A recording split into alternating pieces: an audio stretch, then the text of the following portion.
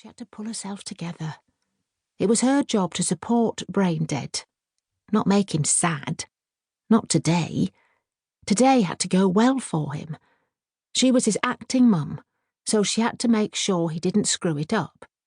He was totally relying on her. "So," she said, looking at her watch, "we should go downstairs in a minute. People'll be arriving." "Really?" said Braindead, startled.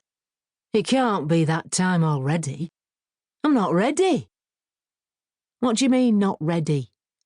asked Ben. "You were dressed up like a muppet. Of course you're ready." Braindead turned to look at him, a strange expression on his face. "What if I'm not ready? Not ready to be, a husband?" Ben and Katy exchanged a look. They'd been prepared for this moment. In the absence of his mother, Braindead had often consulted Katy on the ways of the female mind, so she had given some thought to how she would best advise him on being a husband, should he ask. "I'll get the brandy," said Ben, walking towards the minibar. Katy stood in front of Braindead and took both of his hands in hers. She cleared her throat. "Listen to me," she said gently, looking into his eyes. "It's really easy to be a good husband, and you will be a brilliant husband." "She's right," said Ben, offering Braindead a glass with an inch of amber liquid in the bottom. He took it and threw it down his throat. "But what do I do?" he asked, a slight tremble in his voice. "We made a list," said Katy, glancing over at Ben. "We made a list of all the things you need to remember in order to be a good husband.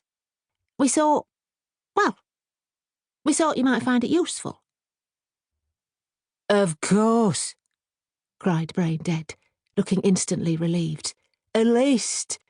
A list is great. A list is genius. Tell me what is on the list. I'm all ears." "Well," said Katy, taking a piece of paper out of the pocket of her sky-blue dress coat that had fitted perfectly 2 weeks ago, but was now straining over her bump. "These are in no particular order, OK? I wanted to categorise it, but Ben said I was being anal, so I'll just read them out as I wrote them down, shall I?" "Just get on with it," urged Ben, looking at his watch. "We really need to be downstairs." "Right," said Katy, clearing her throat again. "How to be a good husband. Number 1. Clean the toilet after you've used it." "Really?" asked Braindead. "Really," said Katy, nodding vigorously. "It's so important. Much hostility can grow from the issue of toilet cleanliness. The most, in fact." "OK," nodded Braindead. "Got that. Next."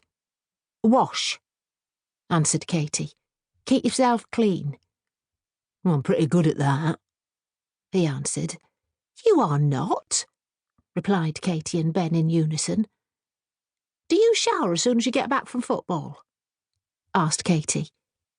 "Yeah," protested Braindead. "Monday morning. I always shower." "When do you play football?" asked Katy. "Saturday," replied Braindead. "Like I said, keep clean," confirmed Katy. "Share the chores," she continued. "Marriages are not glued together by gifts or soppy love messages or even grand romantic gestures.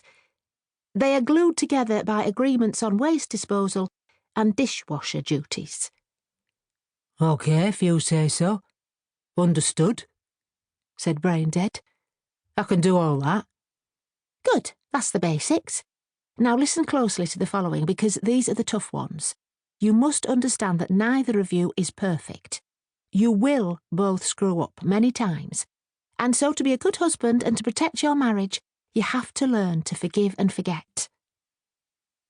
Katy felt Ben take her hand. She looked up at him gratefully. She understood only too well the importance of forgiveness to her own marriage. If it wasn't for forgiveness, then she and Ben would not.